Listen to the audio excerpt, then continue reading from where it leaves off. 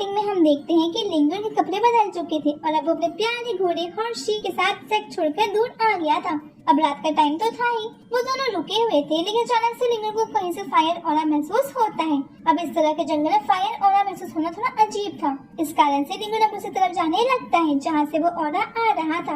अब वो उधर पहुंचकर एक पेड़ के ऊपर छुप जाता है और वहाँ नीचे देखता है। यहाँ से पता चलता है कि ये ऑरा जहाँ से आ रहा है उस पत्थर के ऊपर एक फ्लेम टाइगर बीस्ट सो रहा है। वैसे फ्लेम टाइगर बीस्ट बहुत ज्यादा स्ट्रॉन्ग होता है और ये उस पिछले वाले टाइगर बीस्ट से ज्यादा स्ट्रॉन्ग होता है। अब इस कारण से लिंगन डिसाइड करता है कि वो यहाँ पर फाइट नहीं करेगा, लेकिन उसे फायर और भी ऑब्जर्व करना था। तो वो वापस लौटकर आता है और अपने प्यारे हॉर्शी से कहता है कि मैं तुम्हें एक टास्क दे रहा हूँ, तुम्हें इस फ्लेम टाइगर बीस्ट को यहाँ से दूर लेकर जाना है। मैं इतनी देर में अपना काम कर लूंगा और तुम इसको वहीं कल छोड़कर आ जाना। अब हॉर्शी उसकी बात मान लेता है और सीधा ही उस फ्लेम टाइगर बीस्ट के पास आ जाता है। अब यहाँ आकर हॉर्शी उस फ्लेम टाइगर बीस्ट को बहुत ज्यादा तेज लात मारता है, जिस वजह से उस बेचारे बीस्ट की नींद खुल जाती है और वो तुरंत ही गुस्सा होकर हॉर्शी के पीछे पड़ जाता है, जिसके बाद हॉर्शी उसे बहुत स्पीड के साथ उस जगह से बहुत दूर ले जाता है। अब यहाँ लिंगन कह रहा था कि हॉर्शी की स्पीड तो बहुत ज्यादा है, इसलिए मुझे अभी उसे चिंता करने की जरूरत नहीं है, बल्कि मुझे अपने मेन काम पर फोकस करना चाहिए। इसके बाद वो उस स्टोन के पास आता है और देखता है कि वहाँ आसपास तो बहुत ही ज्यादा फायर और फैला हुआ है और अब वो सीधे इसकी बॉडी में अब्सॉर्ब हो रहा था। वैसे इसके बाद और अब्सॉर्ब करने के लिए वही बैठ जाता है और कंडीशन करना स्टार्ट कर देता है।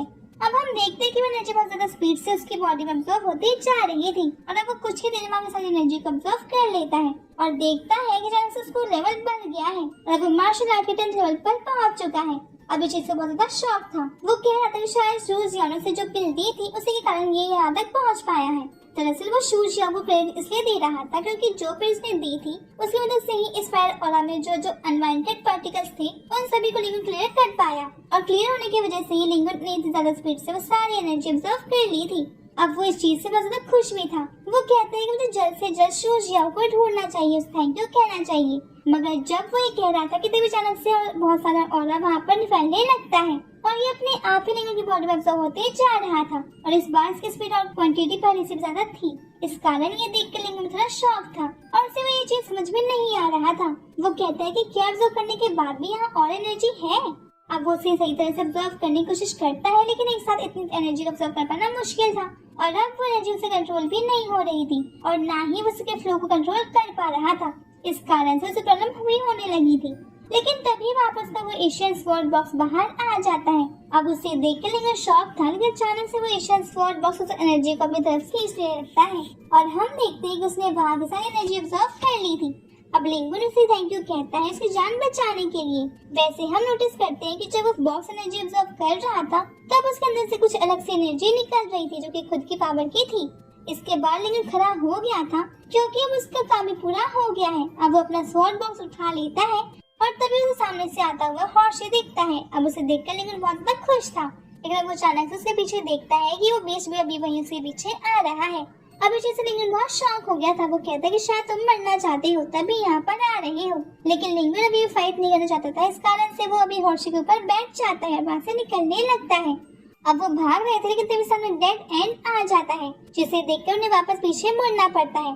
अब यहाँ हॉर्शी जंप करके उस पर अटैक करने वाला था, लेकिन वो बेस पहले ही अपनी एनर्जी का यूज करने लगता है, जिस वजह से ये दोनों दूर फेंक जाते हैं और नीचे गिर पड़ते हैं। अब लिंगन उठकर देखता है कि हॉर्शी को उस अटैक से बहुत ज्यादा डैमेज पहुंचा है और साथ ही उसे खड़े होते भी नहीं बन रहा था। ये देखकर लिंगन बहुत ज्यादा शॉक था, मगर तभी वो सामने देखता है कि वो बीस उसकी तरफ बढ़ रहा है। हम देखते हैं कि वो बीस लिंगन पर अटैक करने के लिए जंप कर रहा है, इसीलिए अब लिंगन तुरंत ही नीचे झुक जाता है, जिस वजह से वो बच गया था। लेकिन वो बीस वहीं से अपनी एनर्जी का यूज करके इस तरफ से करता है कि यहाँ लिंगन से नहीं बच पाता और उसके चलते दूर फेंक जाता है। अब इसके बाद वो उठ भी नहीं पाता है, तभी वो बीस्ट उसकी तरफ जंप करके उसको हमला करने लगता है, लेकिन सही वक्त पर हॉर्शी आगे आ जाता है और छलांग लगाकर उस बीस्ट को दूर फेंक देता है।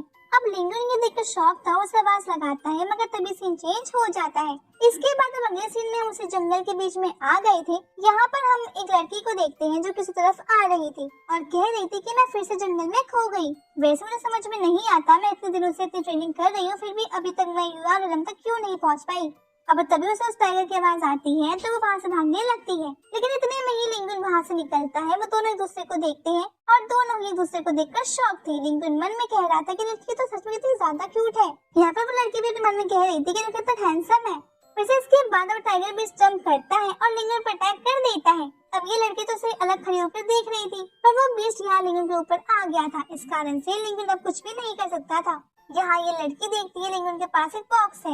ये वही एशियन स्वॉर्ड बॉक्स था और वो लड़की ना जाने कैसे परी से पहचानती थी। साथ ही मन में सोचती है कि जरूर ये लड़का कोई और एलम पर होगा, इसलिए मुझे उसकी मदद करनी चाहिए क्योंकि फिर ये मेरी भी हेल्प कर सकता है। अब इसके बाद वो नीचे पड़ा हुआ एक पत्थर अपने पैर से उठाती है और सीधे उस टाइगर बीस्ट पर देर मारती है।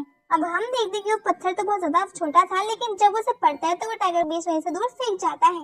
ये चीज देखकर लिंगन थोड़ा सा शॉक था। अब वो खड़ा होता है, हम देखते हैं कि वो टाइगर बीस्ट फिर से उसी की तरफ अटैक कर रहा था, लेकिन इस बार लिंगन पहले अपना स्वॉर्ड बॉक्स नीचे नहीं रख लेता है और अब वो तलवार निकालने वाला था, लेकिन वो नोटिस करता है कि उसके एनर्जी को ऑब्जर्व करने के बाद से उसके स्वॉर्ड बॉक्स का वेट तो पहले से बहुत ज्यादा बढ़ गया है।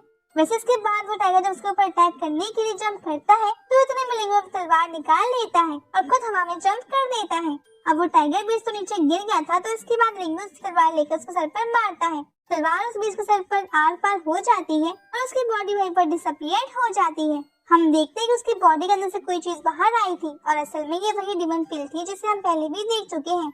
इसके बाद लिंगन आसपास दिखने लगता है आखिर वो लड़की कहाँ गई जिसने उसकी मदद की थी, लेकिन वो उसे कहीं पर नहीं दिख रही थी। पर अब तभी वहाँ पर हॉर्शी आ जाता है और उसे देखते ही लिंगन को थैंक यू कहने लगता है क्योंकि हॉर्शी ने अपनी जान जोखिम में डालकर लिंगन की जान बचाई थी।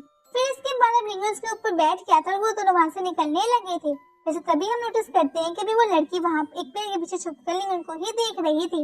वो खुद से कहती है कि उसे इतना नहीं शर्माना चाहिए और जाकर लिंगन से बात करनी चाहिए क्योंकि वो एक बार यहाँ से चला गया तो फिर से उसे नहीं मिल पाएगी। दरअसल उसे लिंगन की हेल्प चाहिए थी यूआरएल तक पहुँचने में। अब वो वहाँ से चली जाती है, शायद वो किसी दूसरे रास्ते से लिंगन के सामने आकर उसे रोकने गई होगी, मगर उसके जाने के बाद हम देखते हैं कि लिंगन और हॉर्शी तो जंगल में ही रुक गए थे और अब लिंगन हॉर्शी पर से उतरकर अपने स्वॉर्ड बॉक्स को चेक करने लगता है। वैसे हॉर्शी तो वहाँ से आगे निकल गया था, मगर यहाँ लिंगन के इस चीज पर ध्यान नहीं था। अब यहाँ लिंगन बैठकर उस बॉक्स को चेक कर रहा था। अब वो देखते हैं उसका वजन पहले से कई ज्यादा बढ़ गया है, इसलिए उसे कंधे पर लाना मुश्किल है। वैसे वजन से ज्यादा साथ उसका कलर भी थोड़ा सा पहले से अलग हो रहा था। अब लिंगन उसके ऊपर हाथ फेर रहा था, लेकिन तभी वो बॉक्स अचानक से उसके हाथ को वहीं पर रोक लेता है। लिंगन देखता है कि वो अपना हाथ नहीं हिला पा रहा था, फिर अचानक उसकी उंगली में से एक ब्लड ड्रॉप गिरती है और अब वो जैसे उस बॉक्स के ऊपर टच होती है तो उस बॉक्स के अंदर से इस तरह की एनर्जी निकलने लगती है। इसका सीधा मतलब यही था कि वो बॉक्स उसके ब्लड के साथ रिफाइन हो चुका है। अब हम देखते हैं कि वो एनर्जी अब एक बॉल में कन्वर्ट हो जाती है जो कि लिंगन के अंदर एंटर करती है। अब लिंगन उस पावर को महसूस और कंट्रोल दोनों ही कर पा रहा था।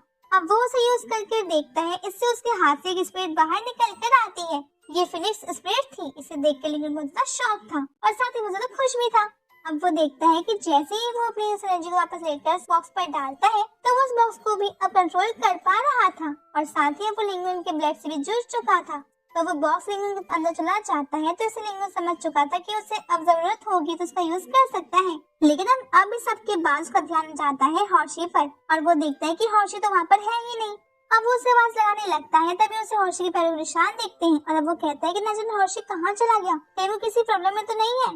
दूसरी तरफ हम देखते हैं कि लिंगन की बात सच निकल गई थी, वहाँ पर उसका हॉर्शी भी सच में प्रॉब्लम में था। कुछ लोगों ने उसे घेर लिया था। यहाँ पर हम एक लड़के को देखते हैं जो कि कह रहा था कि ये ड्रैगन ब्लड वाला घोड़ा हमें यहाँ से कहाँ मिल गया, हमारी तो किस्मत चमक चुकी है। वैसे अब वो अपने सर्वेंट से कह रहा था कि तुम लोग किसी काम के नहीं हो, एक मामूली घोड़े को कंट्रोल नहीं कर पा रहे। अब इसके बाद अपने सर्वेंट को लात मारता है और कहता है कि जाकर इसे कैप्चर करो, मुझे घोड़ा किसी भी कीमत पर चाहिए। अब इसके बाद वहीं पर 4-5 लोग उसे घेर लेते हैं और अब उनमें से पहले आगे बढ़ता है। हम देखते हैं कि उसे हॉर्शी बहुत आराम से हरा पा रहा था, बल्कि उसे उठा कर पटक रहा था।